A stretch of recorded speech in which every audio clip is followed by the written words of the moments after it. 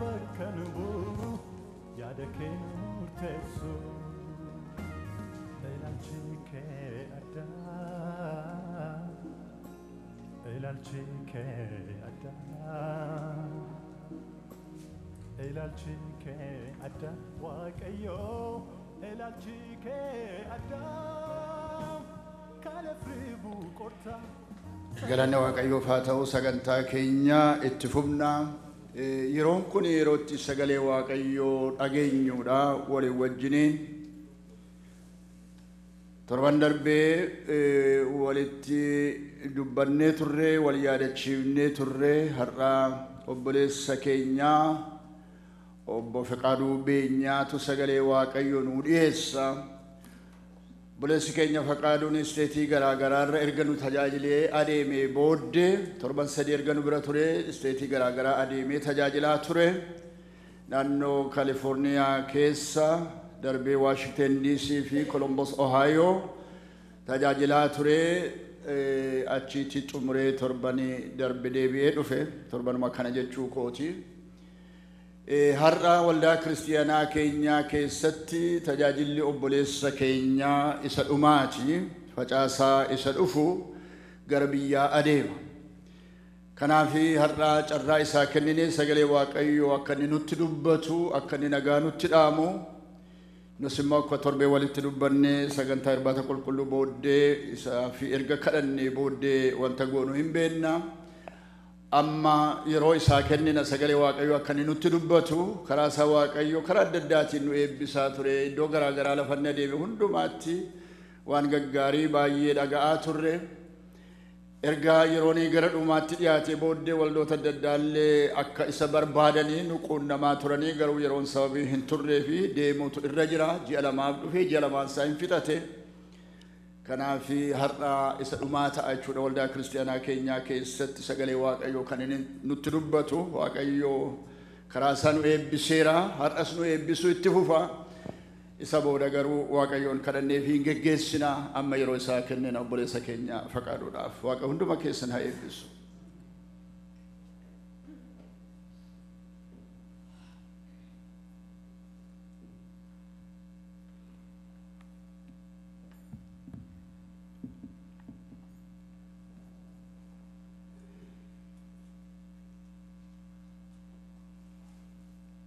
ammoo deebine nagaan waaqayyo hunduma keessaniif haa baay'atu waaqayyo nagaatti fayyaatti nu eegee guyyaa irraatiin nu ga'uu isaatiif maqaan isaa kan eebbifame haa ta'u har'a biyya ayyaana gurguddaa lamatu jira tokko ayyaana masqalaati inni gara biraan immoo ayyaana irreechaati ayyaanni irreechaa bishooftuutti oromoonni kuma hedduutti lakkaa'aman kan irratti hirmaatanidha saba keenya kanaafis kadhachuun gaariidha yeroo ayyaana kana yaadannu ayyaanni masqalaas akkasuma lamaan isaa warra oolaa wagga waggaan waaqayyo egaa hunduma keenya nu gargaaree guyyaa har'aatiin nu ga'eera maqaan isaa kan eebbifame haa ta'u akkuma amma jedhame ani almost ji'a lama fixee amma gara biyyaa deemuun naaf ta'a waan lama gidduuttan qabamee jira tokko jaalala asiitii tokko yaada biyyaati kanaaf saanduwichdiin ta'eera amma ciniinsuu kana keessaa egaa jaalatanis jibbanis tokko kee agaddifachuun hin hafu duraan dursa waaqayyoon nan galateeffadha carraa naa kennuu isaatiif isin gidduutti argame yeroo dheeraadhaaf ji'a lamaaf biyya kana keessatti wangeelaa dhugaa waaqayyo dubbachuu danda'u kootiif dadhabbii makoo wajjiniin isa kanaaf waaqayyoon nan galateeffadha attaansee immoo manguddoota waldaa kanaa geggeessitoota waldaa kanaa baay'ee dubbadheera kanaan dura otoo nan beekin nam tokko kaawunsilii keessaa akkasumatti amantiidhaan na waamanii carraa naa kennanii isin giddoo kanaa badhu waan godhaniif isaaniin fuuldura keessanitti ammas irra deebi'een galateeffachuu barbaada.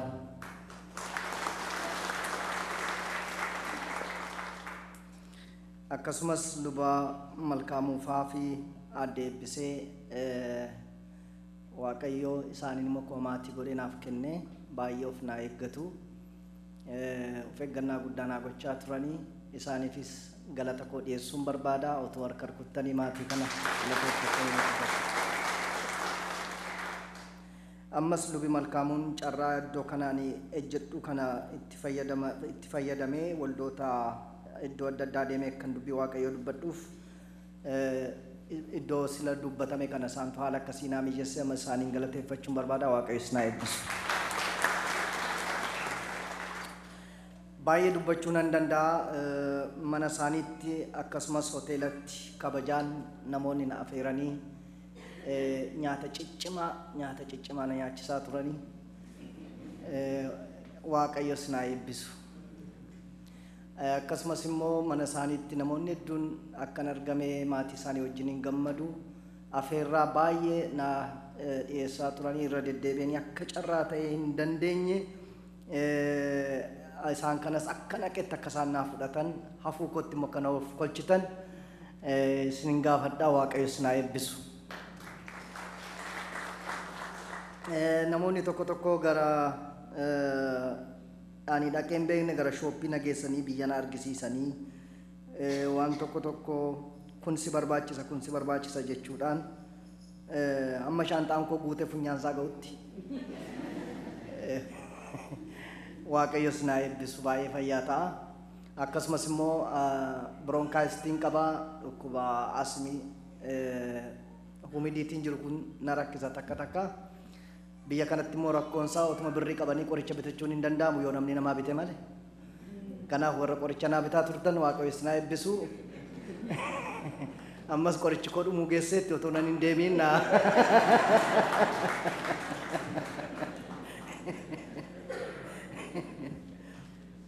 Kadhataaf yaada jajjabinaa akkasumas gorsaa waan na jajjabeessu namoonni naa gumaachaa turtanis walumaa galatti waaqayyo isin haa eebbisu. Har'a akkuma argitan kennaa irbaata qulqulluutu jira luboonni keenya fuuldura keenya jiru kanaaf dubbii dheeraa baay'een dubbadhu lallaba gara biraallee akkan lallabu waanuma fuudhi qulqulluu sitti fide lallabinaan jedhan lubii garuu kutaa mar'aa irratti xiyyeeffachuu barbaade isa kana wajjiniin immoo kennaa kana walitti qabee xumuruudhaaf kennaa as jiru kana kanaafan isuma kutaa har'aa irratti dubbadha sira qalbiidhaan lubi malkaamuun nu dubbisaniiru waan ta'aniif irra deebiin dubbisu garuu yaada isaa isuma irrattan dubbadha.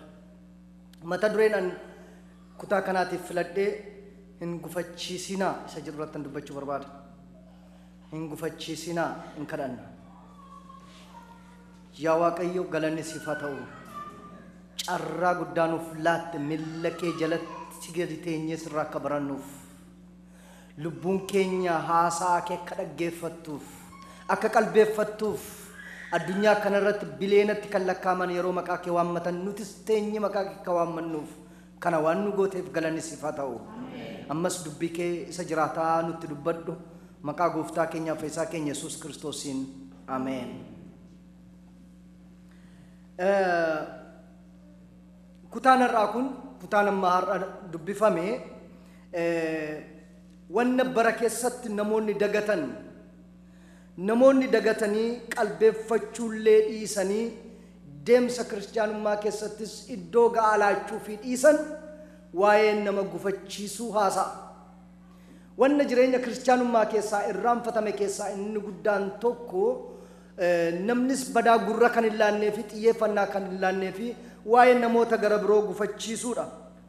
Gooftaan keenya Yesuus Kiristoos kutaa har'aa kana keessatti sirriitti qalbeeffanneerra yoo ta'e akka dhuunfaatti nama gufachiisuun akka hin barbaachifne akka gareetti nama gufachiisuun akka hin barbaachifne ofis gufachiisuun akka hin barbaachifne daayimeenshinii sadiidhaatiin haasa'a. Akka dhuunfaatti nama gufachiisuun akka hin barbaachisne akka gareettis nama gufachiisuun akka hin barbaachisne akka ofiillee deebisanii akka of hin gufachiifneef of eeggannaa guddaa gochuun akka barbaachisu isa kana haasa'a. Kanaaf yoon irra deebee dubbadhee kan baay'ee dagatame kan baay'ee namni waliif of hin eegganne waliin qusanne eeriyaan dagatameeru tokko jireenya kiristaanummaa keessatti isa kanadha. Namni waanan haasa'utti waanan jechaa jirutti waanan hojjedhaa jiru kanatti gufachuu danda'a laata jedhanii garabraadhaan yaaduu dadhabuun jireenya har'a addunyaa irratti mul'atu keessaatii iddoo cimaa qabatee kan jirudha. Yeroo leenjii konkolaataa fudhataa ture Qaallittiitti namni leenjisu tokko akkas naan jedhe, ela qalbeeffadhu Finfinnee keessatti konkolaataa oofta yoo taate kan kee duwwaa oofta miti kan nama afurii oofta naan jedhe. Tokko isa mirga kee jiru laallatta jedhe, lama isa bitaa kee jiru laallatta jedhe, sadiin isa fuuldura kee jiru laallatta jedhe, afur isa duuba kee jirus ni eeggatta jedhe. Kanaatiif innati qabatteettu kanuma isaan keessan qofaa sitti fakkaata malee daayimeenshinii adda addaatiin of eeggannaa guddaa gochaa deemta. Kanaatichi as utaalee yennaanii rakkina uumamaa naan jedhee teerarii natti naqe. Na sodaachise, baay'ee na sodaachise. Egaa akka naasees hin taane garuu Finfinnee keessatti rakkisaadha. Akka biyya keessanii kana miti warra ooftan hin beektu. Seentimetrii tokko fa'iitiin wal distaansii amma kanaatiin wal bira dabarti konkolaataani. Hamma wal yaabbattee deemti amma jedhanitti. Dhuguma iyyuu immoo konkolaataa ofiif duwwaa otoo hin ta'in kan warra kaaniifis of eeggachuun dirqama ta'a.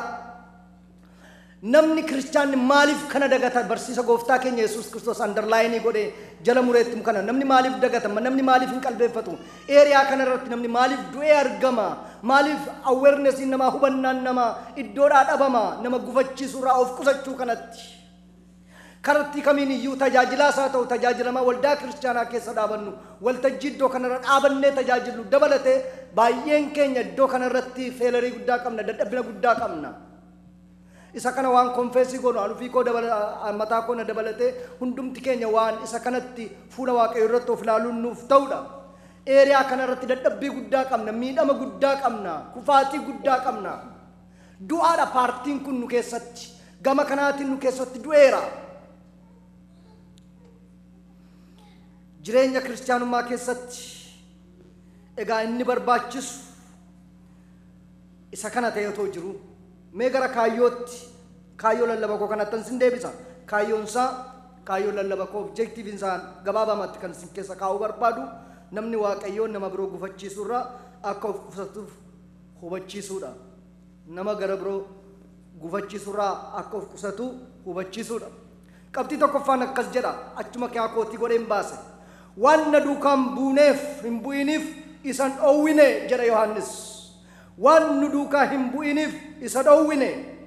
Yaa barsiisaa nama tokko otoonni maqaa keetiin hafuura hamaa baasuu arganii waan nu duukaa hin bu'iniif isa dhoowwine jedha Yohaannis fiigee dhufe. Breaking news tokko fidee dhufe, oduu haaraa fidee dhufe, oduu gurra namaa warra barattoota warra kaaniyyuu attention isaanii harkisu oduu tokko fidee dhufe. Yesuusiin gammachiisuudhaaf jedhee nama tokko otoonni maqaa keetiin seexana baasuu argineeti akka inni dhaabu goone jedhe. Nama hafuura hamaa baasu dibnee dhufne, kaasnee dhufne jedhee isa nama gammachiisu otoo hin ta'in dhaabnee dhufne isa jedhu breaking news kana fidee dhufe. Fidee dhufe. Ulaagaa Yohaannis akka Yohaannis ilaalutti hojii namicha hojjetu otoo hin taane garee isaa keessaa ta'uun akka dirqamaatti fudhachuu isaati. Seexana baasuun hojii sana hojjechuu barbaachisummaa isaa otoo hin ta'in namichi isaan keessaa garee isaanii sana keessaa tokko ta'uu dhiisuu isaatiin kan ka'e akka sababaatti kan itti fayyadame. Namoota serkilii keenyaa ala ta'an, namoota ilaalchaan, hubannaadhaan yookiin imma gara biraatiin serkilii keenyaatiin ala ta'an hamaa isaa hojjetanii, gaarii isaa hojjetanii rikognaayizii gochuu dadhabuu jechuudha. Waan namichi hojjechuu danda'u sirriima hojjete jechuu dadhabu maaliif? Serkilii keenya keessaa waan hin taaneef. Garee keenya keessaa waan hin taaneef akka nu yaannutti nama yaadu ta'uu hin beeku yookiin immoo miseensa keenya miti walumaa galatti.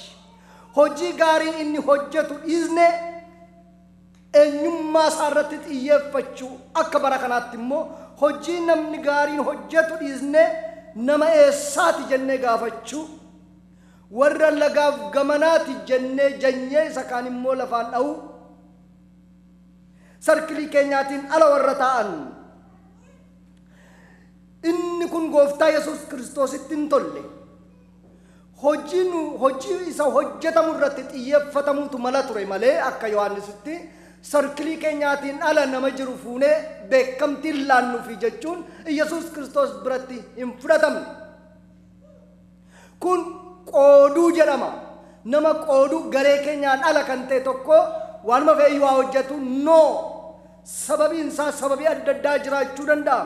Kan namni nama qooduun immoo karaa asiin isaa ta'u achiin isaa ta'u kan inni fiduu danda'u balaa gurguddaa of keessaatii qaba. Namoota ulaagaa kamiin safartuu kamiin namoota qoonnee iddoo biraatti kategoraayiizii gochuu dandeenya, levelii gochuu dandeenya. Seenaa keessatti namoota qooduun balaa gurguddaa fideera addunyaa kanarratti. Fidaayyuu jira namoota qooduun hamma lubbuu baasutti. Ajjeechaa suukanneessaa garbummaa nama godhachuu nama gadi xiqqeessanii ilaaluu biyyaa godaansisuu human trafficking isa jennu genocide gurguddaan addunyaa kanarratti geggeeffame kan akka Armeeniyaa yoo ilaaltan Ottoman Turkiin kan geggeeffame systematically lafarraa xaa'uudhaaf saba kana akkasumas holocaustis yoo ilaaltan Rwanda yoo ilaaltan Bosniyaa keessatti yoo ilaaltan genocide gurguddaan geggeeffame qoodurraa kan ka'edha. Addunyaan keenya kan isheen miidhamaa jirtu keessaa inni tokko isa kana. Maaliif namoota qoodnaa? Maaliif namoota adda baafnee ilaallaa? Ani akkan ilaalutti sababni sababa sadan tokko kaa'eera. Tokko aantee yookiin garee qabna kan mataa keenya hankeenya duwwaadha namni itti bu'uun barbaannu kan jennu seel gruppii tokko qabna. Isatti namni akka bu'uun barbaannu namni akka dabalamuus hin barbaannu eenyu yoo ta'u eenyu isaaf of eegganna. Belongingness nutti dhaga'ama. Inni gara biraan immoo nuyi addadha. We are very special jennee of ilaalla takka takka. Very special jennee waan of ilaallu warra kaan simachuudhaaf ruumii hin qabnu. Inni gara biraa waan inni jedhu, inni gara biraa waan inni haasa'u simachuudhaaf hin qabnu iddoo. Inni gara biraan inni sadaffaan immoo bilchina sammuuti. Bilchinni sammuu yoo gadi xiqqaataa ta'e warra kaan simachuuf yaada warra kaanii simatee accommodative spiritiidhaan simatee keessumsiisuu danda'uudhaaf hin cinqama. Humnaa ol midhama. Kanaaf hir'inni sammuu, bilchinni sammuu yoo gadi xiqqaa ta'e namoota warra kaan simatee fudhatee keessumsiisuu hin danda'u. Kanaaf wanni kun sadan baay'ee warra akka sababaatti ilaaledha. Keessumaan isa sadaffaarra jiru maturity levelin nama hubannaan namaa gadi bu'aadha taanaan isa kaan hubannaa namootaa ilaalcha namootaa yaada namootaa ilaallee wajjiniin deemuu hin dandeenyu. Waltajjii irratti illee rakkanna. Tajaajiltoonni tokko tokko asitti illee beeku biyyatti yoo barumsan qaban ta'an hin fakkaru waltajjiitti ba'anii. Waltajjiitti ba'anii fakkaranii ana ishee homaan baranne kana Kiristoos. Ani digirii keen beeku, diploomaa keen beeku, PhD keen beeku. Ana ishee homaan beekne kana kunoona dhaabeera kamaal goota jedhaa dhaabate. Inferiority complex jedhamanni kun. Namni yeroo wanna sana ga'uu dadhabu wajjiniin cinqama. Garee isa sanaan adda ba'e sana ilaalcha gaariidhaan ilaaluu hin danda'u. Kanaaf dhaabatee bakka yoo qabeenyaan immoo gadi bu'aadha ta'e yoo qabeenyaan immoo homan qabu ta'e waltajjiirra dhaabatee lallabuuf carraa argateera yoo ta'e immoo ana ishee hiyyeettii homaan qabne kana fuudhee eraga. Otoo warri sooressaa ta'anii otoo warri maalii ta'anii ana ishee hiyyeettii kana jedha waltajjiitti ba'e. Warri sooressaa waldaadhaa haa baqatanii reemoo maal goona ree?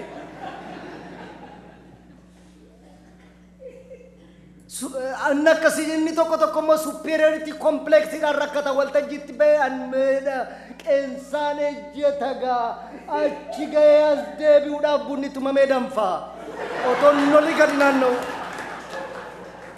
Warra akkasiis immoo jiru rakkisaadhagaa warra akkasii kana wajjin firoottan koo amantoota keessa duwwaa miti waltajjiidhumti waaqayyooyyuu xaaxaa baay'eedhaan rakkataa jira gidiraa argaa jira. Gidiraa argaa jira. Qooduun waldaa kiristaanaa keessatti baay'ateera bara kana keessa wal qooduun baay'ateera. Waldaa keenya malee waldaa biroon hin fayyine afaan keenya guuttanne ufii keenya ulaagaa mataa keenyaa keenye firdiinsaa kan waaqayyoo ta'e otuu jiru waldaa keenya malee waldaa biraan hin fayyine.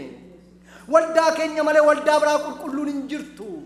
Waldaa keenya la qulqullittii tokkittiin addunyaa irratti jedhanii afaan guutanii haasa'u waldaa keenya malee waldaa biroo fi dubbiin waaqayyoo hin galleefi jechuu nuuf galeera malee warra kaaniif hin galle jechuu ija jabummaadhaan azaabatanii dubbatu firdiinsaa kan waaqayyoo ta'etu jiru. Jaarraa akkasii kana keessa jirra. Sababii kanaatiin namoonni baay'een mada'aniiru. Afaan keenya nama madeesseera, nama gufachiiseera, nama mufachiiseera. Mirakilii Yesuus dhumarratti hojjetee deeme macaafa qulqulluu keessatti qaama namaarratti yoo laaltan. The last miracle inni Yesuus Kiristoos hojjete gurra Phexros mure hodhee deemuudha. Isa Phexros miidhe, the last miracle in the Bible. Gooftaa Yesuus Kiristoos kan inni hojjetee deeme. Isa dhumaa isa namni balleessa tottashee deemu. Har'a Yesuus Kiristoos kan inni wajjin rakkate afroottan koo isa uumamaan namarra ga'e otoo hin ta'in isa namni ofiisaa walitti fidu wajjin rakkataa oola. Isa namni wal miidhaa oolu, isa namni wal muraa oolu. Isa kana warra akka Phexros baay'eetu waltajjiirra jira. Warra akka Phexros baay'eetu waldaa amantootaa keessa jira. Isaan kana firdiin isa kana waaqayyoof dhiifnee namoota irratti firdii laachuu yeroo jalqabnu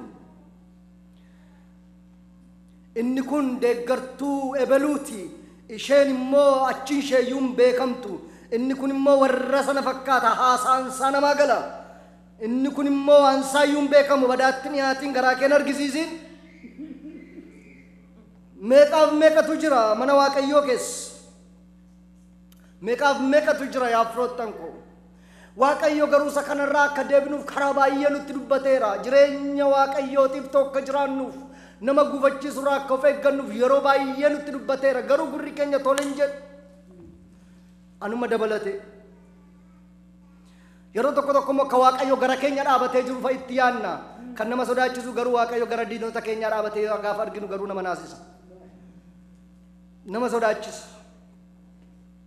Kanaaf meeqottaa dubbii waaqayyoo dhageenya meeqottaa waan dubbii waaqayyoo nuun jedhu gurra keenyaan qalbeeffannaa yaalammiiku. Waa waaqayyoon hin komannu ofii keenya waan baay'ee balleessine waan baay'ee goone waaqayyoon hin komannu. Lolaan tokko mandara tokko galee mandaritti haadha ishee fudhachuudhaaf yeroo ga'u namoonni baay'een baqatanii ba'anii jaartiin tokko achi keessa dhaabatanii hafanii poolisiin fiigee dhaqee lolaan lafa fudhataa jira ayyoo maaliif hin baatanii jenna waaqayyoon gargaaran ba'u jedhan. Ergasii booddee lolaan dhufee olma dhiyaate tokko jalbaadhaan dhufee maali ayyoo lolaan sin fudhachuuf kottaa baasinan baasa jenna waaqayyoon gargaaran on ba'u hin barbaadu jedhan. Booddee lolaan haadhuma isaa ol cimate jennaan helikopteraatiin dhufanii finyoo gad erganii fi kottaa ayyoo sin baafna maaloo jennaan hin barbaadu waaqayyoon ol jedhani faayinaalii achi keetti du'ani. Yeroo mootummaa waaqayyo bira gaanu waaqayyoon akkas jedhani baay'ee si abdadheen ture gudiina gooteedhani waaqayyoon. Maalan si godhee jedhe waaqayyo jennaan anuu si abdadheen galaana kee dhaabade akkamitti na dhiistee jennaan waaqayyo meena dhaga'ii jaartii na dha waaqayyo. Poolisii si erginaan fudhachuu didde. Jalbaa si erginaan bidiruu si erginaan fudhachuu didde.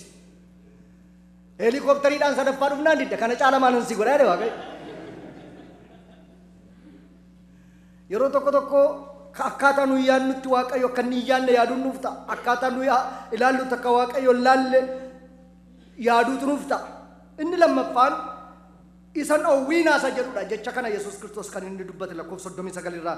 Yesuus garuu isan owwiinaa namni maqaa kootiin hojii aangoo hojjetee dafee immoo waa'ee koo hamaa dubbachuu danda'u hin jiru jedhe Yesuus. Ameen. Safartuun Yohaannis garee keenya keessaa mitiidha. Safartuu Yesuus garee kanaatiin alatti iyyuu hojjetaadha. Safartuu Yohaannis baay'ee teeritarii ishee baay'ee dhiphoodha. Safartuun Yesuus Kiristoos teeritariin isaa baay'ee bal'aadha. Baay'ee bal'aa akkaataa Yohaannis itti yaaduuf akkaataa Yesuus itti yaadu adda addadha. Safartuu Yesuus miseensa garee ta'uu qofa otoo hin taane hojiidhaan argisiisuu danda'uudha. Waa'ee miseensa garee miti waa'ee maalii miti hojiidhaan argisiisuu danda'uudha. Maaliyyuudhaan faa jiru miti warri miseensa ta'anii jiran miseensummaaf taanaan garee keenya keessaa taanaan warri maaliyyuudhaan faa galmaanii jiru miti lakkoofsa meeqa irratti 12 keessaati rakkaamanii jiru miti immisaa waa'ee miseensummaa otoo hin ta'in waa'ee hojiidhaan argisiisuuti. Practically isa kan argisiisuudha. Kanaatiif Yesuus Kiristoos isanni jedhe kana harkaatiin fudhanne garuu kan natti tole kee namichi quban qabu Yesuus waa'ee isaatiif lola waa'ee isaatiif falma facca irraa dhoowwa otoo namichi hin beekin inni seexana baasu sun otoo dhaga'i Yesuus waa'ee isaa falma namoonni baay'een jirra otoo nuyi quban qabaati waaqayyo kan nu falmu otoo waaqayyo otoo namni garaadhaan beekin otoo nu seensiin gooniin kan waaqayyo nurraa falmeelu baay'eetu jira yaa firoottan koo faccee baay'ee nurraa deebisee asiin bitaan asiin mirgaan isa waltajjiirraa dhufuun isa mantoota keessaa ka'uun isa hawaasa keessaa ka'uun isa sii ka'uun isa achi ka'uun isa seexanni biraa dhufuutiin karaa nu hin beekin warra nurratti ka'aniin waaqayyo akkuma kana nurraatii faccisa. Ati quban qabdu garuu waaqayyo sii lola. Ameen. Ati quban qabdu waaqayyo sii lola. Waan fee waan jaalate haasa'u malee waan si godhuun qabu si bira ga'e. Warrum takka Yohaannis Faayyuu yoo sirratti ka'an warri waltajjiirraatii lallaba yoo sirratti ka'an warri iddoo kana dhaabatanii haasaa yoo sirratti ka'an warra akka Yohaannis fa'a Yesuus biraan darbanii Yesuus irratti gaafatamaan Yesuus idhanni geggeessu Yesuus idhanni responsibility isaa fudhateeru kanaaf haasaa namaatu iddoo kanatti governi godhatu hin ta'in Yesuus gooftummaa isaatu iddoo kanatti hojjeta. Galanni waaqayyoof haa ta'u. Kanaaf mareen namaa yoo namarra ga'e waan tokko wanti dhufu hin jiru. Taa'anii mari'achuu danda'u garuu si miidhuu hin danda'ani. Kophaa amasi malee haasa'uu danda'u garuu asi gochuu hin danda'ani. Hantuutatu akkas jedhani gaa hantuutatu hadurreen olma gudii nu goote maal goona inuma dhumne lafarraatii jedhani. Otoo taa'anii mari'ataniiti ijoolleen hantuutaa booddee gadi ba'anii otoo haasaaniiti kottaa mala mallaadhaan ijoolleen hantuutaa maal mallaa jedhanii otoo haasaaniiti mormaa durreetti bilbila hiineeti hadurree yeroo isheen oftu kilkil jedha waan ta'eef utaallee jalaa baqanna kanaaf mala kana mallee dhaqnee harmee keenyatti himnaadhaan fiiganii dhaqanii harmee naan waa'een hadurree furmaata argateeredha. Maal attam jetta maal argattan jennaan bara baraan furmaata arganneerra yaaddomnu waa'ee hadurree. Maal argitan kana ammoo jennaan amma kana booddee morma adurreetti bilbila hidhuutu nuuf ta'a. Yeroo adurreen dhuftuu hin dhageenya waan ta'eef jalaatti milinnaa jennaan haati adurree morma raafteetu yaa ijoollee yaaliin keessan gaariidha. Garuu isin keessaa eenyuun dhaqee adurreetti morma hidhee deebee galu. Eewun isin keessaatti kormi dhaqee adurreetti hidhee galu mormatti. Yoo kun danda'ama ta'e dhuguman ejjeta formulaan keessan. Hin danda'amu. Hinaasa'uun ta'aniin mari'atu malee raawwachuu hin danda'an. Ameen. Waa'ee keenya waan baay'ee mari'achuu danda'u garuu raawwachuu hin danda'ani. Inni raawwachiisu gubbaa jira waan ta'eef. Galanni waaqayyoof haa ta'u. Kanaaf akka dhuunfaatti nama biroon gufachiisinaa dha Yesuus. Akka gareetti immoo daa'imman hin gufachiisinaa dha. Garee pluraaliidha waa'een daa'imman yeroo ka'u. Maaliif daa'imman hin gufachiisinaa jechuun daa'imman deebi'anii loluudhaaf humna hin qabanii. Deebii laachuudhaaf humna hin qabanii. Deebisanii ijaabafachuudhaaf humna hin qabani. Kiristaanni akkas ta'uu qaba. Ijaabafachuudhaaf namni akkas naan jedhan immoo maal abbaasaan godhan qoricha qotaafi jechuudha otoo hin ta'in isaanaatiif ijaabaasutu jira jechuun barbaachisaadha yaa firoottan koo. Daa'imman akka pluraalitti fayyadame iddoo kanatti. Daa'imman kana warri madeessan warri daa'imman kana rakkinatti fidan akka kana gochuu mannaa finyoon yookiin daakuun dugda isaatti hidhamee galaana keessatti gadi gatamuun isaa bitaa. Daa'imman illee of eeggannaa gochuun akka barbaachisu. Harmooliin, abbooliin, haadholiin warri mana waaqayyoo keessa jirru martinuu daa'immaniif eenyumaaf of eeggannaa gochuun akka barbaachisu. Intarastii keenya duwwaa otoo hin ta'in intarastii saba waaqayyoo, intarastii warra kaaniif, fedhii warra kaaniif of eeggachuun akka barbaachisu. Haadhatu dadhabdee galtee rafteetti halkan walakkaa ga'ee mucaan bushaannaa kenna harmee koo jedhe. Haati ciisi gadi anuufi koo dadhabeera. Harmee koo nanee badde bushaannaa kennenaan ciisi gadi siin jedheera ciisi gadiidhaan ijaara. Harmee afaan nagogee jedhe mucaan. Afaan kennarraa qabi yoo kana ta'uudhaa baate ani dhaqeen ulee fidadheen sirraa gasha jennaan mucaan akkas jedhe. Yeroo ulee fidachuu dhaqxu bushaannaa fidii kottu.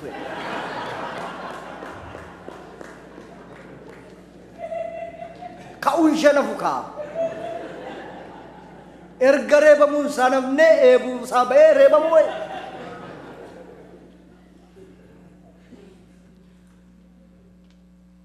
Ofiin gufachiisiin ijji kee yoo si gufachiise miilli kee yoo si gufachiise harki kee yoo si gufachiise isaan kun sadan baay'ee barbaachisaa. Gannata keessatti seexanni isa kanaatiin deemee hojiirra oolfateera.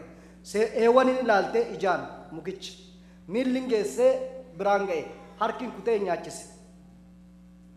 Isaan kun balaa sirraan ga'u taanaan inni eewwan irratti hojjete kun disipiliinii uf gootee miilla kee kana ofirraa kukkuttatoo hin ta'in disipiliinii uf gootee bu'aa karaa kana argattu ofirraa katii gochuuf siif ta'a jechuudha.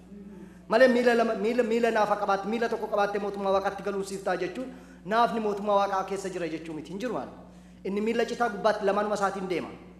inni ija tokko ijuma lamaan deema gubbaatti inni harki isaa tokko citaa harkuma guutuudhaan deema akkas taanaan naafni gubbaatti dhaqee naafuma taanaan jaamaan dhaqee gubbaatti jaamaa mataanaan maaliif rakkatu reesitti maaliif rakkatu akkas jedhe inni gara biraan gufachisuu hambisuuf hojii dabalataa hojjechuudha Maatiyos dafee deema Maatiyos 17:24 akkas jedhe garuu akka isaan nutti mufanneef jedhe Yesuus እንዳናሰናክላቸው afaan amaariffaasamu እንዳናሰናክላቸው dhaqiiti okkootti qurxummii qaban galaanatti darbadhu qurxummii jalqabatti qabdus fuudhi yommuu afaan saabantus meetii argita meetii sanas geessitii gibra kootiif gibra kee isaanitti nu kenni jedhe dabalata hojii hojjechuu Yesuus Kiristoos iskeejoolii isaa keessa hin jiru qurxummii qabsiisuu iskeejoolii Yesuus Kiristoos gara Qifirnaahom seenuu keessatti hamma Phexros qurxummii kiyyoo barbaadutti hamma ni dhaqee laga dhaqee kiyyoo darbatutti hamma ni qurxummii qabutti hamma ni keessaa baasutti Yesuus harka maratee dhaabatee isa eega iskeejoolii isaa malee hojii dabalataa hojjechuu እንዳናሰናክላቸው nama akkam gufachiifneef jecha hojii dabalataa hojjete wannarraan eegamne dhaabbatee hojii iskeejoolii isaa dhiisee dhaabatee eegee Phexrosiin nama gufachiisuun hamma kana fe'ee of nama eeggachiisa waaqayyoon illee hojii isaarraa dhaaba iskeejoolii isaarraa dhaaba Yesuus Kiristoosiin argitanii yaalamni hojii dabalataa hojjechuu dhaqitii qabiitii nuuf fidi jedhe Phexros laga baay'isummaan isaa Yesuus Kiristoos kan inni lagatti ergate Phexros malee Yihudaa miti maaliif utuu Yihudaa naqee qurxummii keessaa baaseera hin jedhu nana beenoo dhagalee kanaaf Yesuus itti beeka eenyutti eessatti akka argatu eenyutti akka argatu beeka Yesuus Kiristoos amanamummaa Yesuus Kiristoos otuu deemuu danda'u otuu dhaqee Yaarikootti Qifirnaahomitti galee barsiisuu danda'u dhiisee dhaabate seera isaaniif amanamaa ta'e gibira sana kanfaluu diduu danda'a ture gibirri sun kan inni oolu mana qulqullummaa fi inni mootii mana qulqullummaadha malee mana qulqullummaa gabbara miti diduu danda'a ture inni gara biraan immoo kan isa diduu dandeessisu jiraataa Qifirnaahom ture Qifirnaahom keessa jiraateera jiraataan magaalichaa namni hin kanfalu isa bakkeedhaa dhufu kanfala malee kanas mirga kanas kileemii gochuu danda'a ture Yesuus Kiristoos mirga isaa kana lamaan ittiin fayyadamne እንዳናሰናክላቸው jechuudhaaf qofa isaan nutti gufachiisu nutti gufachuurra amanamummaa Phexros ilaalaa Phexros immoo dhaqee qurxummii kana keessaatii fidee dhufe kan immoo toon hir'isiin otuun dabaliin geesseetti kennuuf jara sanatti kanfaluudhaaf amanamummaa isaa as keessatti ilaalaa gara biraan immoo amanamummaa qurxummiiti qurxummiin kun meetii afaan isaa keessa jiru kana gara lamatti balleessuu danda'a ture tokko bishaan keessatti gatuu danda'a ture lammaffaan liqimsuu danda'a ture isheen kun ishee bajata waaqayyo barbaaduudha jedhee afaan keessatti baatee taa'e qurxummii kanaaf osoo harka rukutanii gaarii natti fakkaata bajata waaqayyo afaan itti baatee taa'e guyyaa rakkinaaf kan waaqayyo barbaadu guyyaa rakkinaaf kan waaqayyo barbaadu hin liqimsu hin gatu baadheen ta'a guyyaan kiritikaalii jira guyyaan itti barbaadamu jira jedhee afaan itti baatee ta'a baay'ee wayi qurxummiin baay'ee cimaadha macaafa qulqulluu keessatti namni irraa barachuu barbaadu yoo jiraate qurxummii irraati qurxummii Yoonaasiin naa qabi jedhee waaqayyo itti dhaannan guyyaa 3 qabee fi kaa'e waaqayyoof utuun nyaatiin utuun qurxumsiin utuun kukkutiin fayyaasaa kaa'eefi asitti immoo bajata waaqayyoo baatee taa'e faayinaansiidhaanis nama bushuudhaanis qurxummii macaafa qulqulluu keessatti kwaalifaayidiidha bajata waaqayyoo qabee kaa'e Yoonaasiin qabee kaa'e yeroo waaqayyo barbaadu fidee kenneefi namni kana irraa barachuu hin danda'a kanaaf afaan qurxummii kana keessa bajata waaqayyootu jira ture bajanni waaqayyoo afaan qurxummii kana keessa jira inni hojii waaqayyootiif barbaadamu afaan qurxummii kana keessa jira ture afaan namoota biyya lafaa kana keessa immoo jira macaafni qulqulluun hammeenyatu jira hammeenya jallinatu jira Iyyoob boqonnaa 20 lakkoofsa 12-13 irra mul'ata Yohaannis irratti immoo Yohaannis boqonnaa 13 lakkoofsa 5 irratti immoo afaan bineensichaa keessa immoo arrabsootu jira jedha afaan bineensichaa keessa arrabsootu jira asirratti waa xinnoo isinitti mee darbuun barbaada wanna nama gufachiisan keessaa tokko arrabsoodha የስድብ አፍ ተሰጠው afaan arrabsootu kennameefii jedha bineensichaatiif afaan arrabsoo kennameefii jechuun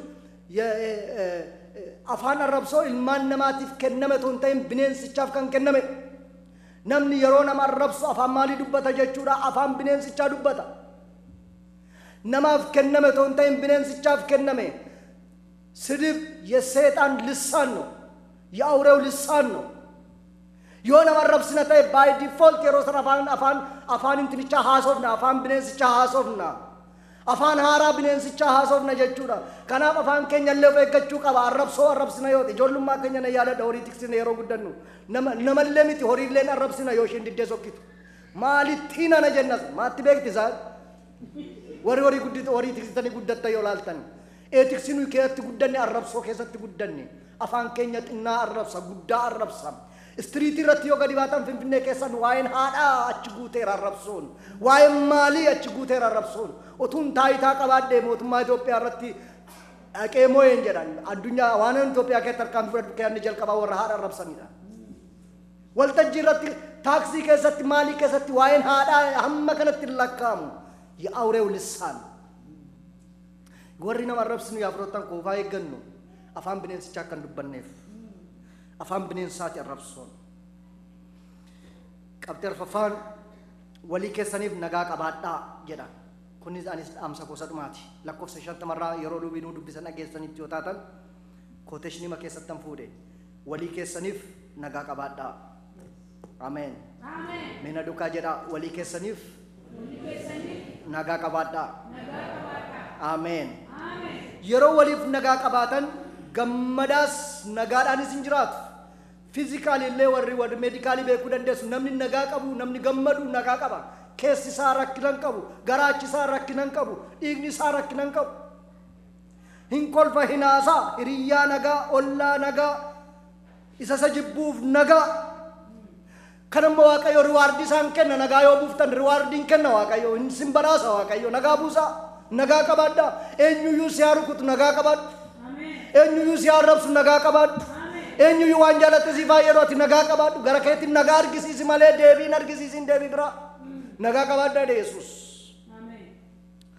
ጆሉማ ከኛ እድገት በህብረት ወሪ ዱልተን በኩ ደንደስ ወሪ የሮሰን ዱልተኒቱ የጅራተኒ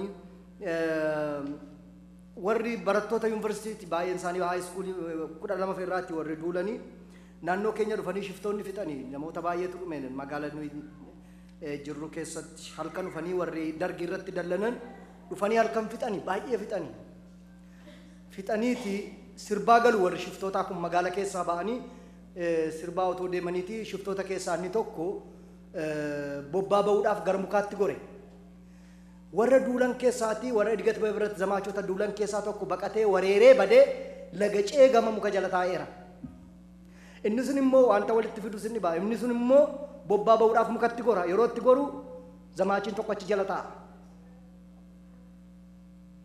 yeroon itti goru arge maaloo nanajjeesna argeera se maaloo nanajjeesin jedhee gangalatee lafarratti marme gaafa laalu warra barbaadaman kiyaa tokkodha warri garasi shiftoonni maanni gaafa jedhan as jirti kaa kuruppittiin tokko jedhe namichi as jirti kuruppittiin tokko meeqa koy mintukiin numna jedhan gaafii gadi dhufan gumayyuu zamaachota kiyaa tokkodha warra isaan ajjeesuudhaaf ba'an kiyaa tokkodha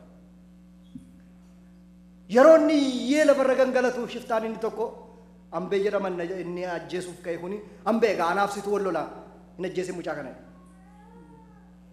intee kanaaf mana baane jennaan bakka waan goonu goonee dhufneerra magaalatti dhiisi ishee kana anaaf situ wallola gaafa wal qabachuuf kaan warri kaan gidduu galanii hambe dhiisa tiziisi jedhanii isa tokkootiin ergasii booda addar baasanii namichi inni dhiisi jedhee gidduu galee suni zamaachii sana kaballaa keessa kan badasiitee irraan gadee hiddii keessa fiigee bade ergasii booda hambeen ajjeesanii achumatti ergasii booda waggaa baay'een turre fidanii ajjeesanii fuuldura keenyatti barattoota nuyi fuuldura keenyatti mukatti hidhanii ajjeesanii namichi inni sun inni raatii oolchise suni naannoo ginda baratitti gammoojjii keessatti qabame shawaa keessatti qabame jibaatinaa maccaadha yeroo sana ambootti geessanii firdiidhaaf yeroo amboo geessa waggaa baay'ee booda amboo gaafa ga'u interview godhaniif waan isaanii jeta waan baay'ee gaafatanii gaaffii keessaati tokko gaafa zamaachota fixanii magaala keessaa baatan maaltu si mudatee jennaan anoo yaadadhu jedhe namichi jennaan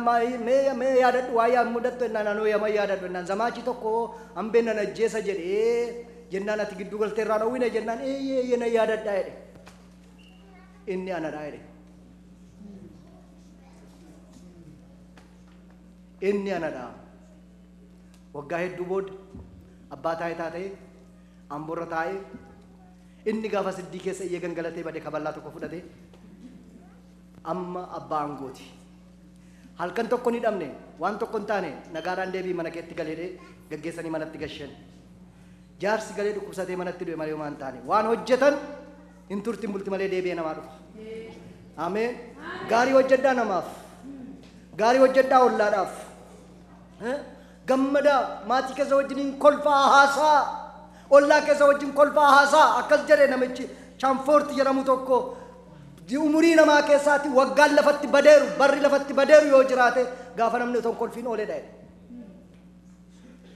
Kolfaa haasaa maatii keessa wajjiniin akkas jedhe Yesuus. Meeticha fuudhiitii anaaf ofii keetiif itti kennedhe.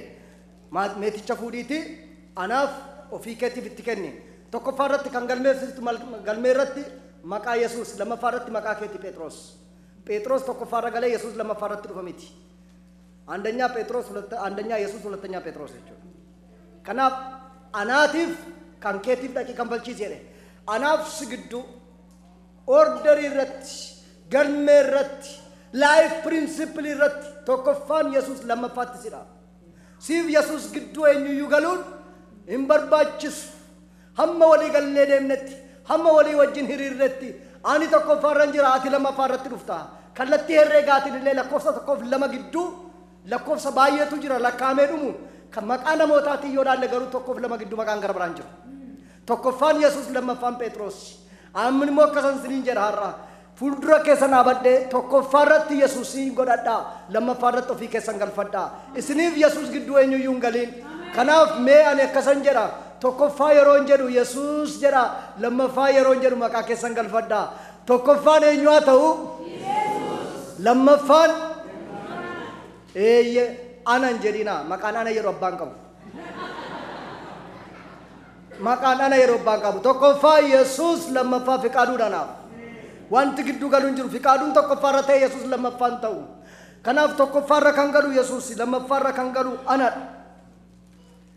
ነመ ጉፈቺ ሱራው ቁሰቹን አከ ነመ ፎኒት እንደንዳሙ ነመ ረክስ ገሩ ገረ ክርስቶስ ይወዳል እና ያነሳትን ገርጋራ nama sirukute nan danda jette dhabatte laaluun sinjaaladha jechuun nama tuuf jedhee sitti tufu achimmoo ofirraati haxaawatte sinjaaladha jette dhaabachuun iddoo sanatti gargaarsa waaqayyo barbaada malee akka foonitti hin danda'amu mee kottaa gara gargaarsa waaqayyootti fuula keenya naanneffannaa cimina keenya dhiisne maal keenya dhiifne gara isaatti fuula keenya naanneffannaa amma gara kanatti yeroo dhiyaannu gara maaddii kanaatti yeroo dhiyaannu namoota meeqa arraba keenyaatiin madeessineerra gufachiisneerra namoota meeqa baay'eetti gaddinee garaan keenya hidhame guyyaa ijaa baasuu qabannee teenya guyyaa ijaa baasuu eeggannee teenya meeqottaa otoo gara kanatti nufiin fuula waaqayyootti dhiyaannee qalbii jijjiranna yaa waaqayyoo nama gufachiisurraa hiriyyaa koo gufachiisurraa maatii koo gufachiisurraa ati na oolchi jennee waaqayyoon kadhanna ameen qorumsa akkasitti nan galchin na gargaari otuun beekuu balleessurraa na gargaari ministeera tokkotu walgayiidhaaf fiigee dhaqee gaafa dhaqu paarkingii dhabe paarkingii gaafa dhabu iddoo dhowwamaa tokko dhaqee paarkii godhe barreessee akkas godhee achirra kaa'e sa'aatiin natti ga'eera waan an godhuun qabu balleessaa keenya nuuf dhiisi jedhee kadhata abbaa keenyaa keessaa kootii godheeti balleessaa keenya nuuf dhiisi jedhee makiinaa irratti maxxansee sokki tiraafik poolisiin immoo naanna'ee dhufee bira ga'ee dubbiseeti animmoo sababii kee fanjiruudhaati ariyamaa aree jedheetinnis kadhata abbaa keenyaa keessaati qorumsatti nan galchiin isa jedhu barreessee kaa'e. Qorumsatti nan galchiin hin kadhanna waaqayyoon.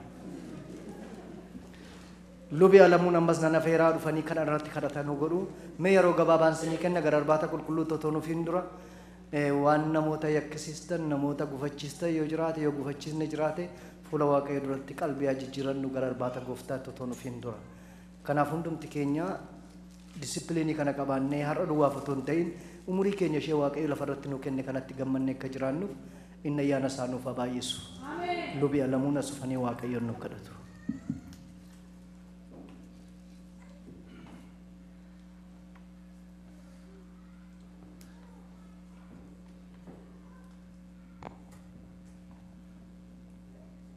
Kaleessana gargaarte kan borimmoo si beeka yaaddoo tokko hin qabu jireenyi koo si harkaa maal taa'inna waa'een koo jedhee shakkii hin qabu kaasu harka keerraan jira cimsee anaan kan qabu kaleessana gargaarte Ambori mosbeka yaaddoo tokko hin qabu jireenyi koo si harkaa maal taa'inna waa'een koo jedhee shakkii hin qabu kaasu harka keerraan jira cimsee anaan kan qabu. Gooftaa bara baraati ati mootii bara baraati utuun dubbatiin kan hin dabarre utuu of hin eeggachiisin kan hin dabarre utuu jireenya namaatti yaa Waaqayyoo akeeka kee mul'isin kan hin dabarre ati Waaqayyoodha. Maqaa gooftaa Yesuus Kiristoosiin galanni siif haa ta'u. Utuu nafin nutti gingishite gooftaa bara baraa utuu nafin yaa Waaqayyoo ulaawaa qabantee nurratti dhangalaafte gooftaa gorsa kee cimaa kanaaf akeekkachiisa kee cimaa kanaaf maqaa gooftaa keenya fayyisaa keenya Yesuus Kiristoosiin galanni siif haa ta'u. Utuu namni godheera ta'ee jedha gooftaa dubbiin kee utuu namni godheera ta'ee jedha garbicha kee Hisqeel Waaqayyo garuu dubbatee ture utuu namni godheera ta'ee Waaqayyo garuu himee ture jedha deddeebi'ee sitti hafeen beeku gooftaa bara baraa karaa agarsiisuun of eeggachiisuun akeeka kennuun sitti hafeen beeku har'a dubbii keessa nutti dubbatte kana jireenyatti hin raawwannu gooftaa bara baraa jireenyattiin karaa irratti hin buunu maqaa Yesuus Kiristoosiin nurratti dhangalaasuun fedha keef jaalala kee haa ta'u. Dubbiin kee dhugaadha gooftaa dubbiin kee dhugaadha jiraataadha yaa Waaqayyoo gufachiisuurraa of eeggachuudhaaf namoota hundumaaf eebba ta'uudhaaf namoota hundumaatti karaa kan agarsiisu namoota hundumaa yaa Waaqayyoo gara mootummaa keetiitti kan quba qabu jireenya qabaachuu fuula kee duratti akka dandeenyuuf ayyaanni kee maqaa gooftaa Yesuus Kiristoosiin nu haa gargaaru. Intala badiisaa ilma badiisaa akka hin taane dubbii kee nutti dubbatamu irra akka hin ejjenne dubbii kee nutti dubbatamu hundumaa yaa Waaqayyoo kudhaammachuu akka dandeenyu ayyaanni kee ammas nu haa gargaaru. Yaa gooftaa dubbiin kee dubbateeroo ijoollee Waaqayyoo abbaa keessan isa waaqarraa akka taatanitti ani isinitti himaa diinota keessan jaalladhaa.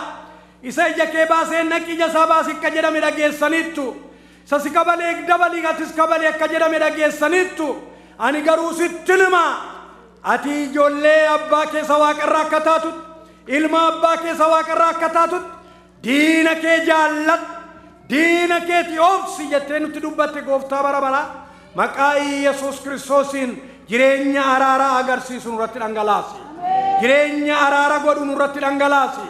Jireenya yaa Waaqayyo obboleettii obboleessa hammatu jireenya keenyatti dhangalaasi. Dhugaa qabna ta'inna yaa Waaqayyo inni dhugaa nuyi qabna inni dhugaa nutti fakkaate siisa gidiraa baate si'a ilmaan namaatiif dhiphachuudhaaf waan hunduma isaa dhiisee teessoo kee dhiifte ulfina kee waaqarraa dhiifte biyya lafaarratti gooftaa ilmaan namaatiin gidiraa hundumaa fudhatte gooftaa fakkeenya gaarii sanuu taate adeemsa gaarii fuula kee duratti fuula abbaa kee duratti kan adeemte fakkeenya nuu taateetta moodeliin jireenya keenyaas maqaa gooftaa Yesuusiin obboleessa obboleettii maaruu akka dandeenyu nu gargaari. Moodeliin jireenya keenya eenyu miti gooftaa Kiristoos si duwwaadha. Moodelii jireenyaa si godhanne akka deddeebinu ati nu gargaari. Yeroo hafe hundumaatti nu duukaa ta'i. Yaa Waaqayyo maaddiitti dhiyaannu kana hubachuu akka dandeenyu maqaa Yesuus Kiristoosiin ati nu gargaari. Yeroo keenyaaf bara keenyaaf irratti ulfaadhu maqaa Yesuus Kiristoos gooftaa keenyaan ameen.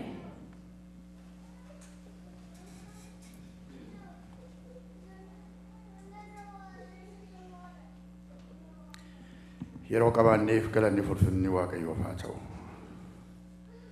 Dhuma sagantaa keenyaatti kennaa qulqulluu erga raawwannee booddee obboleessa keenya fi qaadoo konsila jedhee kadhataan hin geggeessina. Amma faarfannaa 36 kan jiru kaanee dhaabannee faarfanna.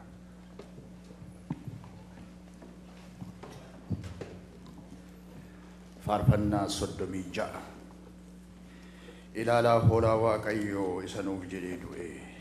Inni guddaadha mayoo siin immoo fayyisuudhaaf, siin immoo fayyisuudhaaf.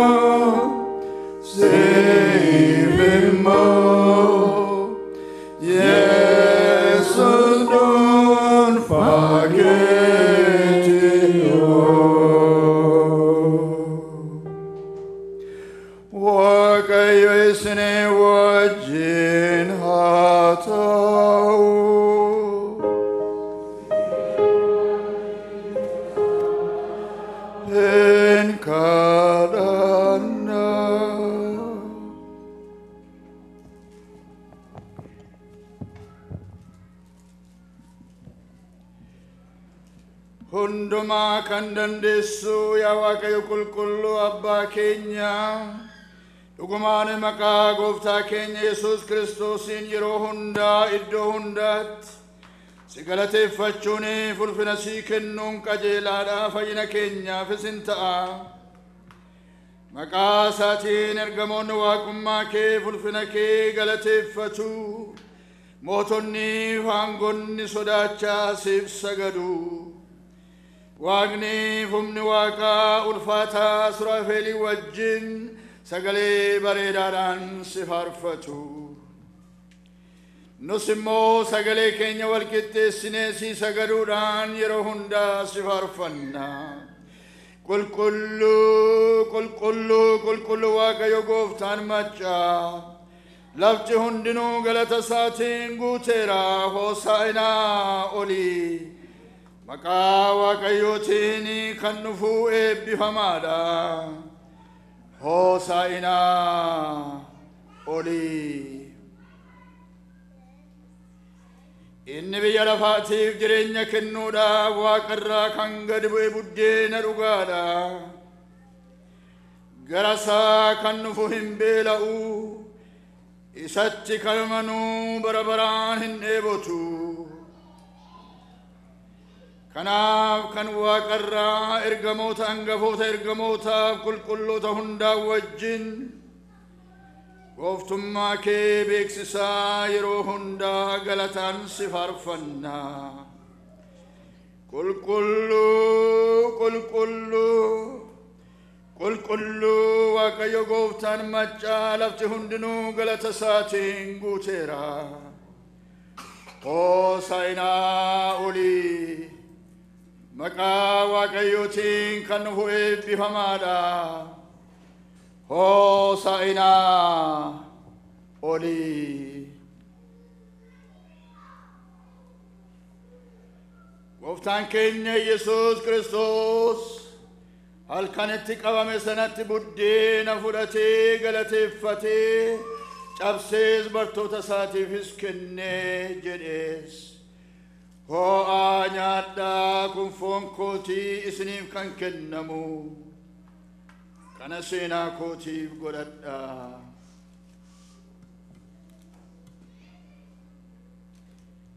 Akkanumas immoo irbaata booddee xoofoo fudhatee galateeffatee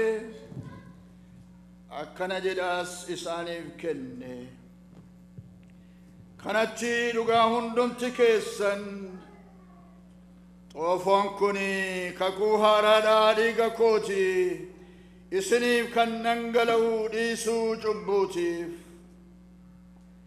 Kana yeroo itti dhugdan hundumaatti seenaa kootiif godhadhaa. Amma hundumti keenya yeroo sadii irra deebinee yaa hoolaa Waaqayyo cubbuu biyya lafaa kan baatte Kiristoos nu maarii jenna. Yaa hoolaa Waaqayyo cubbuu biyya lafaa kan baatte Kiristoos nu maarii. Yaa hoolaa Waaqayyo cubbuu biyya lafaa kan baatte Kiristoos nu maarii. Yaa hoolaa Waaqayyo cubbuu biyya lafaa kan baatte nagaa kee nuuf kenni. Ameen. Kadhata Gooftaan keenya nu barsiise yaa abbaa keenyaa jennee hin kadhanna.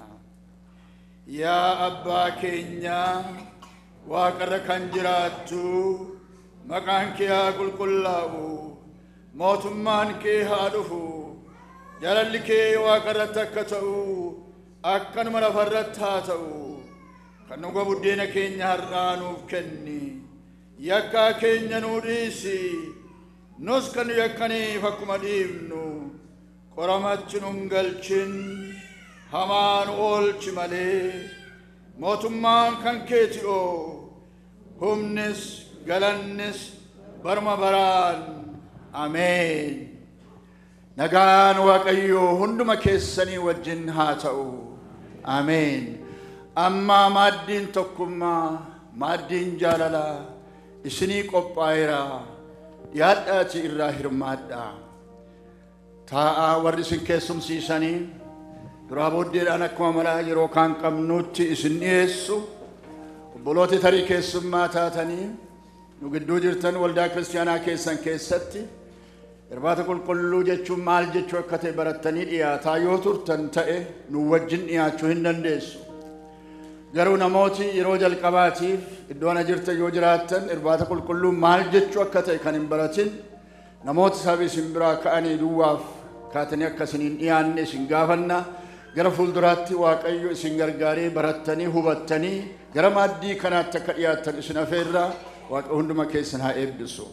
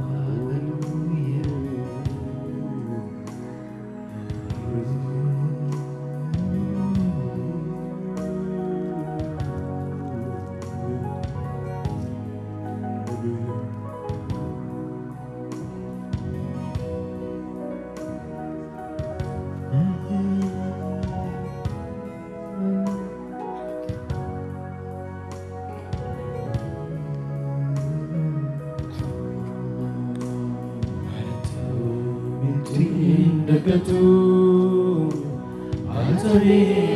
ramfatama Karummaa tantina pote Gargaarsi bara ijoolluma Isaan badu tasuma Gadaatamu matuma Isaan badu tasuma Gadaatamu matuma Isaan badu tasuma Nagatu Ajamin Rafatama Garuma Katira Pote Gargar Sibar Joluma Nagisam Baju Tasuma Indagatamu Matuma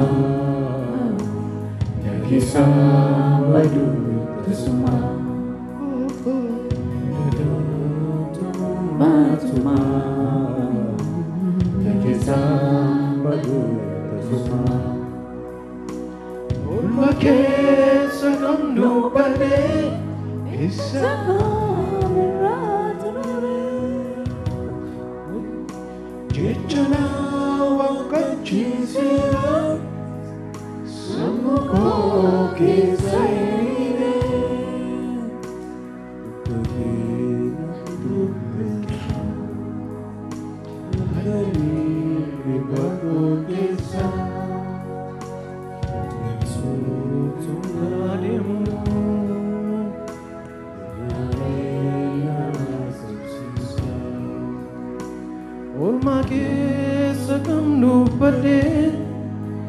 Isa kamiratanare Jechana wakachizira Samuko kisaire Tutuke na dudupesa Alkali rebako kesa Kuyasu tunganimu Narabina asumsisa Maratamintin dagatu Atamin ramfatama Karmanat sinaputi Gargaarsi bara ijoolluma Nagisam badu tasuma Indagaatamu matuma Nagisam badu tasuma Indagaatamu matuma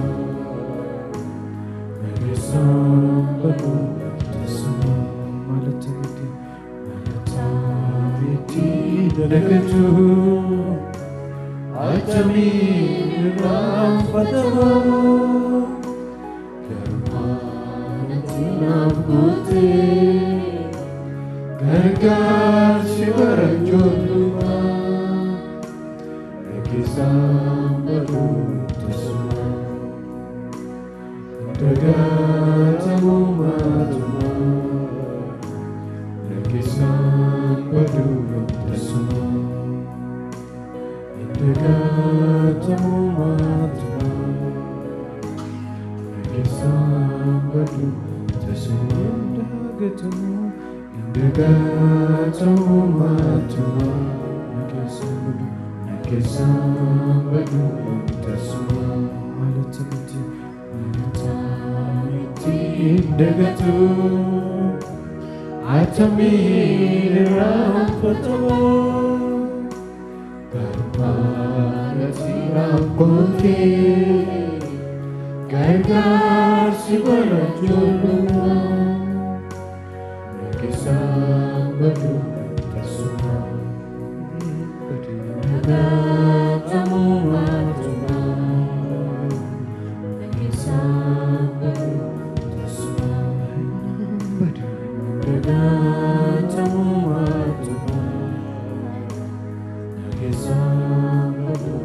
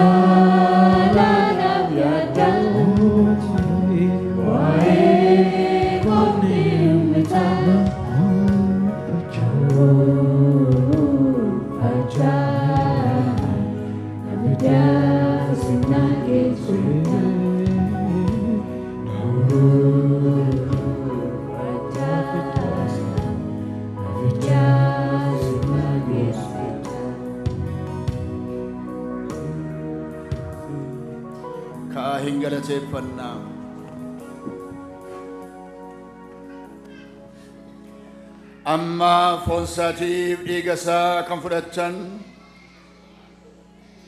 gooftaan keenya Yesuus Kiristoos jireenya bara baraatiif isnaa eegu.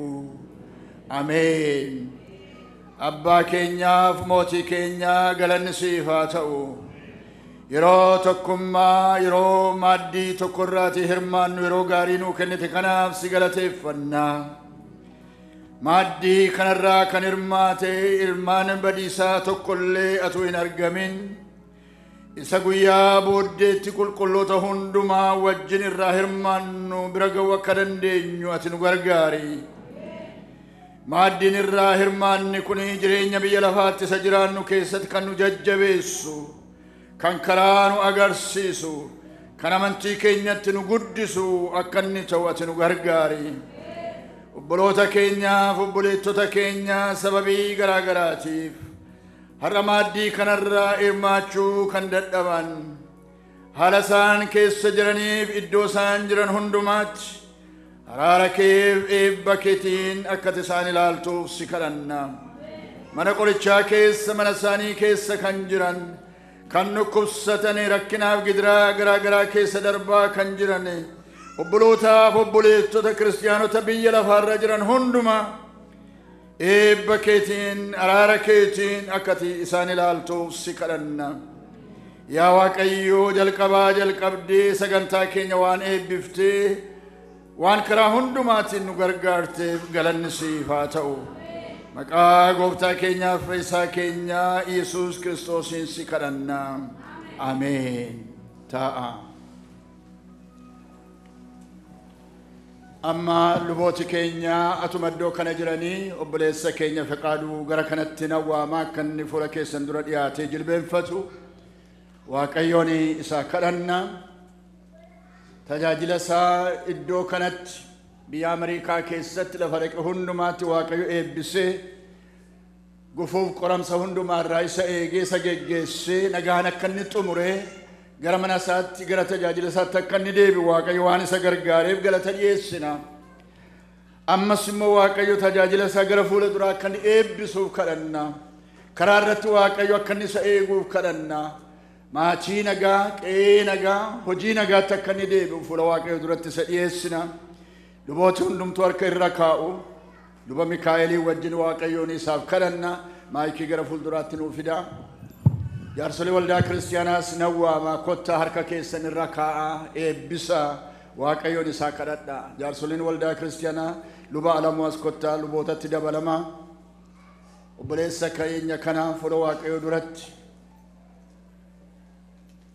akka sagaleen waaqayyoo dubbatutti harkarra keenyee gadi dhiibna. Eebba waaqayyooti. Inni nu eebbiseeraan immoo isa eebbifna. Hafuuraan isa eebbifna. Jireenyaan isa eebbifna. Kadhati nu iddoo kanatti nama tokkoof kadhannu sagalee waaqayyoo irratti kan hundaa'edha. Fedha keenyaan goona miti. Waan isin lafa irratti hiitan waaqa irratti hidhamaa ta'a. Waan isin lafa irratti hiiktan waaqa irratti hiikamaa ta'a jedhee waaqayyo aboonuu kenneera waldaa kiristaanaa. Kanaaf obboleessa keenya harka gooftaa Yesuus Kiristoositti kennuudhaan gadi dhiibna. Nagaan akka inni deemu, nagaan akka inni deddeebi'u, nagaan akka inni tajaajila isaa itti fufu. Waaqayyo eebba irratti eebba kasaa dhangalaasuuf kadhanna. Luba Mikaa'el kadhataa nu geggeessu warri hafne hundumtuu harka irra keenya. Amantooti teessanii jirtan harka keessan gara kanatti qaba. Yaa mootii eebbaa, yaa waaqayyo waaqa abbaa, waaqa ilma, waaqa hafuura qulqulluu. Maqaa gooftaa keenyaa maqaa Yesuus Kiristoosiin galanni ni ulfinni siif haa ta'u. Yaa waaqayyo ati ergaa qabda. Ergaa kee immoo biyya lafaa isa tokkicha ilma kee gooftaa Yesuus Kiristoosiin yaal'atteen biyya lafaatii fi ergaa jireenyaa, ergaa eebbaa, ergaa nagaa, ergaa ilmaan namaa hundumaa gara mootummaa keetti waamu ergaa qabda. Yaa waaqayyo bara kakuu moofaatii kaaftee hamma bara keenya ammaa kanatti bara kakuu haaraa kanatti namoota ofii keetii barbaadde yeroo barbaaddetti kaafattee biyya hundumaa keessaa, qomoo hundumaa keessaa, balbala namootii adda addaa keessaa nama kaafattee namatti ergaa kee ergaa waan jirtuuf galanni ni ulfinni siif haa ta'u. Yaa waaqayyo garbicha kee kana waldaa kiristaanaa warra wangeelaa Makkaana Yesuus Itoophiyaa keessaan kaaftee biyyattii keessatti qomoo hundumaa, sinodosii hundumaa, kutaadhaaf sabakaa hundumaa keessatti ergaa kee ergataa waan jirtuuf waldaa kiristaanaa ittiin jajjabeessaa ittiin barsiisaa waan jirtuuf yaa waaqayyo galanni siif haa ta'u. Yaa waaqayyo ammayyuu ati nama qabda. Bara hundumaa keessatti ergaa ilmaan namaatiif dabarsitu qabda. Yaa waaqayyo yerootii caljettee akkasumatti ilmaan namaa ilaaltee hin jiru. Tokkicha ilma keetii gooftaa Yesuus Kiristoosiin isa jaallatamaa biyya lafaatti ergitee ittiin qomoo hundumaa fayyiftee ittiin namooti hundumtuu gara keetti akka isaa waamaman karaadhaaf dhugaadhaaf jireenya itti agarsiiftee hojii kee hojjetteettaa yaa waaqayyo galanni siif haa ta'u. Ammas bara kootiif bara obboloota obboleetotaa kana keessa nama kaafattee ilmaan namaatti dubbataa waan jirtuuf galanni siif haa ta'u. Keessatti immoo gooftaa keenyaa tibba kana obboleessi keenyaa as biyya Ameerikaa kana keessa naanna'ee dhaloota hamaadhaaf galagaggalaa kana dhaloota wanta baay'ee wanta jaallatamus wanti hin jaallatamnes irraa mul'atu kana biyya akkasii kana keessatti qulqulluu dubbii keetiitiin ilmaan namaa akka isaan sooramaniif akka isaan si yaadatan akka isaan of yaadataniif bilbila hafuura qulqulluu karaa obboleessa keenyaa bilbilaa waan jirtuuf galanni siif haa ta'u. Yaa waaqayyo keessatti immoo waldaa kana keessatti kunoo guyyaarraa torban ji'oota darban keessatti sagalee ulfinaa, sagalee jireenyaa, sagalee mi'aa aannaniif dammarra kan caalu yaa waaqayyo keessaa waan nutti dabarsaa turteef galanni ni ulfinni siif haa ta'u. Yaa abbaa gooftaa keenyaa Yesuus Kiristoos sagalee garbicha kee keessaan biyya kanattis waldaa kanattis waldoota biraatti dabarsaa turte kana waraqata hin tarsaanee fi qalameen allan'eni yaa waaqayyo waldaa kiristaanaatti barreessi waldaan kiristaanaa akkasiin qalbifattu godhiyati yaa waaqayyo ergaan garbicha kee kana keessaan darbu isa keessaan duwwaa darbee kana futuun ta'in ammasii garbootii adda addaa hojjetootii adda addaa akkasitti ka'anii saba keetiif akka isaan hojjetaniif humni hafuura qulqulluu hojiin hafuura qulqulluu ergaa isa keessaan darbe obboleettota adda addaatti akka inni maxxanu akka inni keessaan darbuufi yaa waaqayyo hojii kee hojjedhu ati yaa gooftaa keenyaa si kadhannaa ilaa garbichi kee ammasii gara biyya abbaasaa gara biyya isaatti gara biyya sinodosii gara waldaa kiristaanaa isaatti deebi'utti jira ammallee yaa gooftaa keenyaa hidhannoo isaa isaaf jabeessi ati yaa waaqayyo garaa biyya isaa jaallatu garaa saba isaa jaallatu garaa waldaa isaa jaallatu garaa qomoo isaa jaallatu garaa hafuura qulqulluu garaa hojii waaqayyoo isa jalqaban fi baafachuudhaaf waamicha gootee fi waan isaa laattee fi galanni isaaf haa ta'u galanni siif haa ta'u kanaaf gooftaa keenyaadhaa garbicha kee garaa isaa taatee isaa wajjiniin dhaqeeti ammallee sababa baay'eetu Itoophiyaa keessaa biyya adda addaatii sagalee isaa dhaga'uudhaaf ijaanis immoo isa argee eebbifamuudhaaf hawwaa jira yaa waaqayyo ammayyuu dhimma itti bayati ba'uusaa galuusaa eegati maatii isaa eegati waldaa kiristaanaa isatti isa hidhachiiftee ergitu eegi jajjabeessati galanni siif haa ta'u eebbi kee waan nu qaqqabeefi ogummaan kee waan nu qaqqabeefi galanni siif haa ta'u cubbuu keenya cubbuu namaa dhiisuu isa danda'u tokkicha ilma keetii gooftaa Yesuus Kiristoosii jettee ameen.